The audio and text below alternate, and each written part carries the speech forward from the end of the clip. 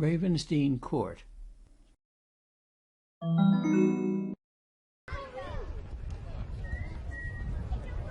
It was very evident to Clague and myself, interested spectators, that the newcomer's announcement, sudden and unexpected as it was, had had the instantaneous effect of making Quick forget his beef and his rum.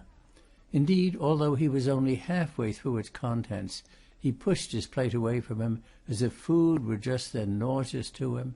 His right hand lifted itself in an arresting, commanding gesture, and he turned a startled eye on the speaker, looking him through and through as if in angry doubt of what he had just said. "What's that?" he snapped out. "What says you? Say it again. No, I'll say it for you, to make sure that my ears ain't deceiving me.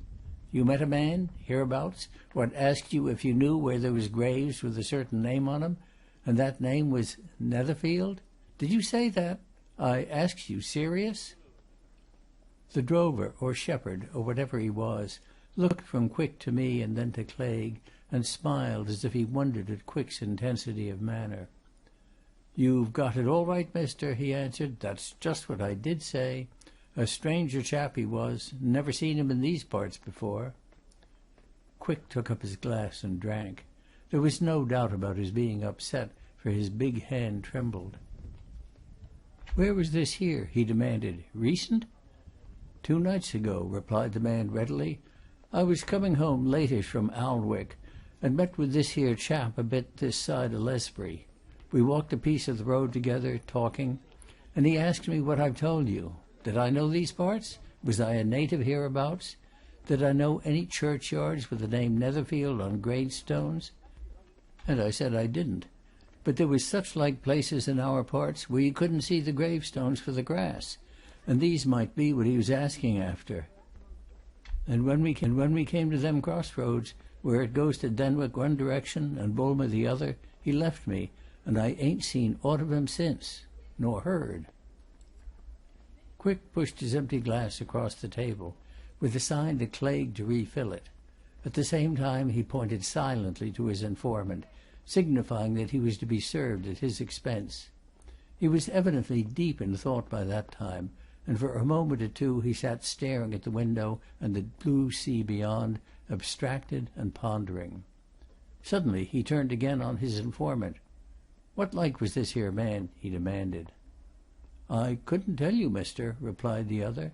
"It was well after dark, and I never saw his face. But for the build of him, a strong-set man like myself, and just about your height. And now I come to think of it, spoken your way, not as we do in these quarters.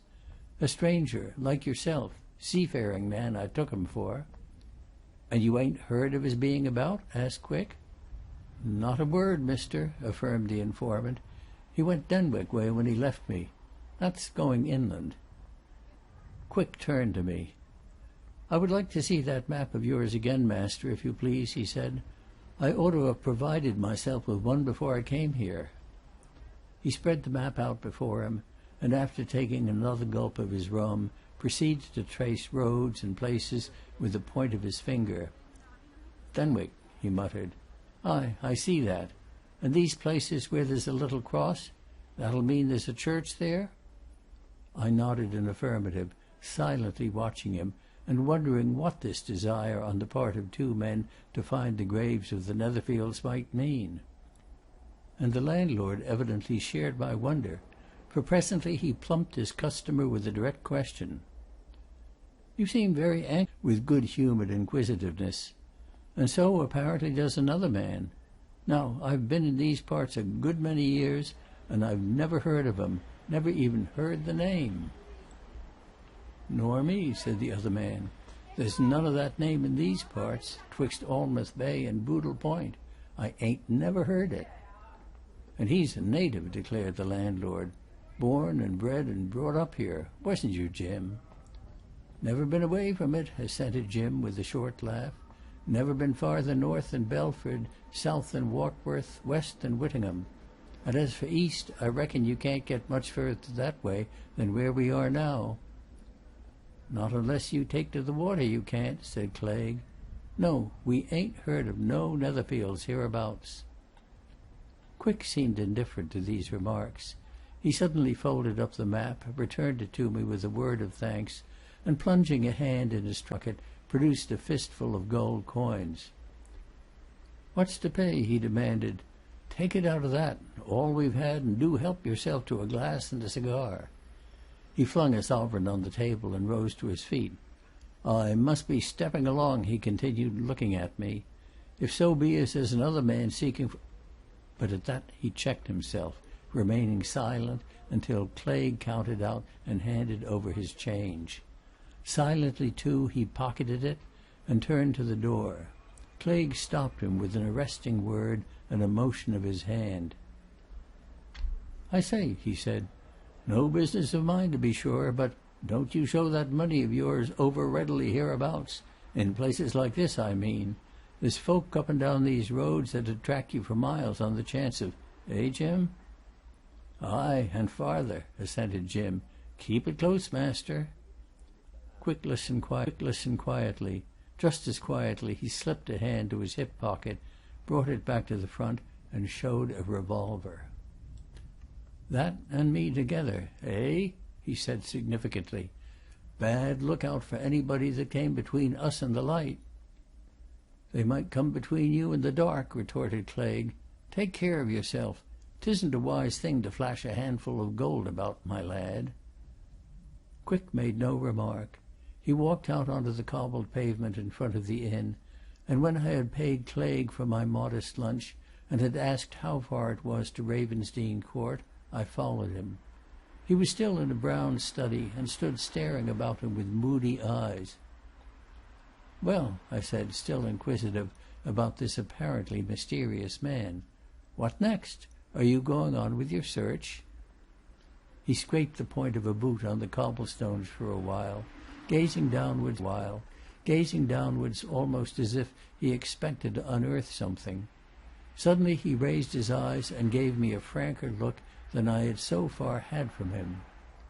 "Master," he said in a low voice, with a side glance at the open door of the inn, "I'll tell you a bit more than I've said before. You're a gentleman, I can see, and such keeps counsel. I've an object, and a particular object, in finding them graves. That's why I've travelled all this way, as you might say, from one end of England to the other. And now, arriving where they ought to be, I find another man after what I'm after. Another man." "Have you any idea who he may be?" I asked. He hesitated, and then suddenly shook his head. "I haven't," he answered. "No, I haven't, and that's a fact. For a minute or two, in there, I thought that maybe I did know, or at any rate had a notion, but it's a fact I haven't. All the same, I'm going Denwick way to see if I can come across whoever it is, or get news of him. Is that your road, master?" "No," I replied. "I'm going some way farther along the headlands. Well, I hope you'll be successful in your search for the family gravestones." He nodded very seriously. "I'm not going out of this country till I've found 'em," he asserted determinedly. "It's what I've come 300 miles for. Good day, master." He turned off by the track that led over the top of the headlands, and as long as I watched him, went steadily forward without even looking back or to the right or left of him. And presently I, too, went on my way, and rounding another corner of the cliff, left the lonely inn behind. But as I went along, following the line of the headlands, I wondered a good deal Quick and the conversation at the Mariner's Joy. What was it that this hard-bitten, travel-worn man, one who had seen evidently much of wind and wave, was really after? I gave no credence to his story of the family relationship. It was not at all likely that a man would travel all the way from Devonshire to Northumberland to find the graves of his mother's ancestors. There was something beyond that, but what? It was very certain that Quick wanted to come across the tombs of the dead and gone Netherfields, however, for whatever purpose. Certain, too, that there was another man who had the same wish.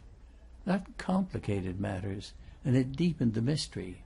Why did two men, seafaring men both of them, arrive in this out-of-the-way spot about the same time, unknown to each other, but each apparently bent on the same object?